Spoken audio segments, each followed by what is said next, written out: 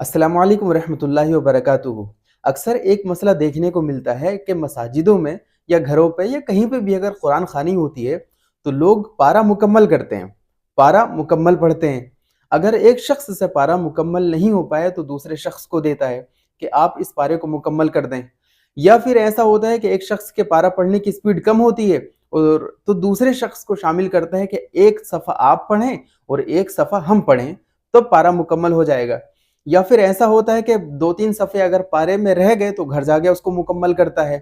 या फिर कभी ऐसा होता है कि आदमी लोग बैठे रहते हैं और एक साहब पारा पढ़ रहे होते हैं और सारे लोग पारा पढ़ चुके होते हैं, तो वो इंतज़ार करते हैं कि ये साहब पारा मुकम्मल करें तो फिर हम फातिहा ख़वानी शुरू करें। क्या तो ऐसा है कि कुरान ख़वानी में पारा मुकम्मल करना ज़रूरी है? ये क्या ज़रूरी है? या अगर किसी शख्स ने पारा मुकम्मल नहीं पढ़ा, पारा मुकम्मल नहीं किया, तो क्या वो शख्स गुनाहगार होगा? या उसने कुछ गलत किया अगर पारा मुकम्मल नहीं किया? क्योंकि आम तौर पर लोग ये सोचते हैं कि पारा कुरान ख़वानी में मुकम्मल करना ज़रूरी है। तो इस बारे में सबसे पहली बात तो ये है कि कुरान पाक की तिलावत सही अंदाज में की जानी चाहिए। अगरचे आप थोड़ी ही तिलावत क्यों ना करें, मुकम्मल पारा पढ़ना बिल्कुल ज़रूरी नहीं है। ऐसा नहीं है कि अगर आपसे 2 सफ़े रह गए आपके तो आप उन सफ़ों को मुकम्मल ही करें या मुकम्मल पढ़ते रहें और दूसरे लोग आपका इंतज़ार करते रहें, ऐसा नहीं है।